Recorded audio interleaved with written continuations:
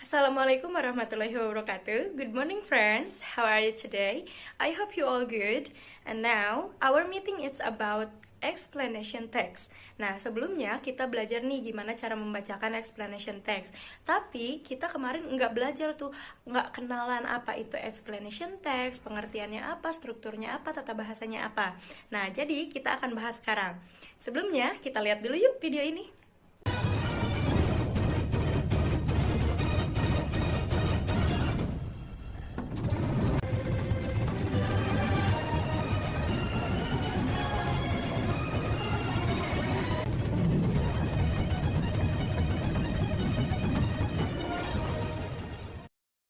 Nah, jika dilihat dari video sebelumnya, itu video tentang apa sih?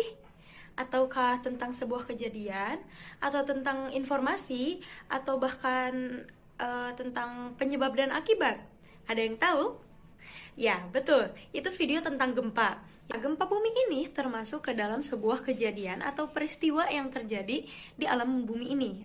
Contohnya seperti teks deskriptif, teks naratif, dan seperti yang sekarang kita pelajari yaitu explanation text. Oke, kita mulai. Kita kenalan dengan explanation text. Kita pakai teks yang kemarin kita baca ya.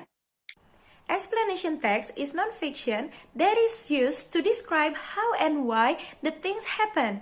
It usually includes sequence of events, explaining how, and provides reason for a process of phenomenon atau why. Teks eksplanasi adalah teks yang digunakan untuk menggambarkan sebuah kejadian yang biasanya mencangkup urutan peristiwa seperti bagaimana dan mengapa peristiwa itu terjadi. Dalam paragraf pertama ini, kalian bisa nebak nggak paragraf pertama itu tentang apa, isinya apa? Oke, nggak apa-apa pakai bahasa Indonesia juga. Ya, jadi paragraf pertama ini ngomongin tentang si gempa bumi ini datangnya tiba-tiba, tanpa ada peringatan dulu, seperti yang disebutkan di sini. Strike without any prior warning, jadi emang nggak ada peringatan sama sekali akan terjadinya gempa. Ini disebut juga opening statement atau general statement. Kenapa? Paragraf pertama memberikan kita penjelasan untuk membuka topik, membuka bahasan yang akan kita bahas selanjutnya gitu. Untuk paragraf kedua, itu menandakan bagaimana proses terjadinya gempa, terus bagaimana efek dari gempa itu sendiri. Jadi yang saya tandai warna hijau ini adalah proses how and why sebuah gempa itu terjadi. Di sini disebutkan terjadinya gempa itu karena ada getaran yang ada di kerak bumi gitu, yang sangat kuat sehingga menghasilkan getaran-getaran yang terasa oleh manusia di bumi ini. Lalu, penanda hijau yang kedua itu menandakan adanya gempa yang besar. Large earthquake usually begin with slight tremors, but rapidly take form of violent shock.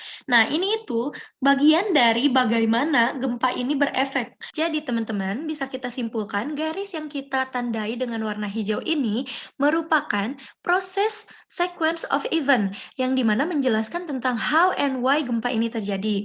Kita lanjut ke paragraf yang terakhir. Nah, menurut statistik, rata-rata ada 500.000 kasus gempa tiap tahunnya, tapi hanya ada 100.000 gempa yang bisa kita rasakan getarannya. Dan 100 kasus dengan efek yang parah gitu, seperti runtuhnya bangunan-bangunan, seperti menyebabkan kematian, dan juga menyebabkan orang luka-luka gitu karena gempa bumi ini. Nah, yang terakhir ini otomatis menutup text explanation yang sedang kita jelaskan di atas, atau juga sering disebut dengan closing statement. Oke, jadi barusan itu kita belajar apa sih sebetulnya? Kenapa cuman bermodal teks saja harus sepanjang itu dan sedetail itu? Ada yang tahu? Ada yang udah bisa nebak sebetulnya kita ini lagi mempelajari apa gitu? Oke, good. Ya, kita sedang mempelajari konsep generic structure pada explanation text tentunya. Generic structure yang terdapat dalam explanation text yang pertama harus ada judul yang tadi ditandai dengan warna biru. Yang kedua, harus ada opening statement that identifies the process to be explained atau general statement. Yang tadi yang pertama kali membuka sebuah topik gitu. Jadi Si earthquake ini membuka topik yang akan dibahas selanjutnya itu apa gitu. Itu adalah general statement. Yang ketiga, a clear order of paragraph that describe how and why atau sequence of event. Yang tadi yang ditandai sama warna hijau itu yang menjelaskan kenapa, bagaimana, dan mengapa itu masuknya ke dalam sequence of event.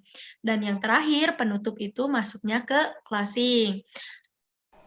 Terus kenapa sih dalam sebuah teks eksplanasi atau dalam teks-teks yang lain harus ada generic structure-nya? Apa sih pentingnya generic structure untuk keberlangsungan sebuah teks? Ada yang tahu? Karena generic structure itu sebuah organisasi atau urutan rentetan aturan yang ada di dalam sebuah teks. Mau itu teks eksplanasi, mau itu teks deskriptif, teks naratif, semuanya punya generic structure-nya. Namun mempunyai konsep yang berbeda-beda. Nah, untuk teks eksplanasi, konsepnya sudah dibahas tadi menggunakan teks dengan yang ditandai warna yang berbeda-beda. Generic structure itu pola atau alur yang ada di dalam sebuah teks untuk memetakan gagasan-gagasan atau informasi yang ada di dalam teks. Pembahasan selanjutnya itu mengenai language features, yang biasanya dikenal sebagai tata bahasa atau struktur yang berhubungan dengan grammar. Dalam penyusunan explanation text harus ada tata bahasa yang wajib diketahui dan kita pahami sehingga mempermudah kita menyampaikan sebuah informasi di dalam teks itu. Linguistic features yang terdapat dalam explanation text. Yang pertama, use of general group rather than specific. Karena pada explanation text difokuskan lebih kepada hal-hal yang umum.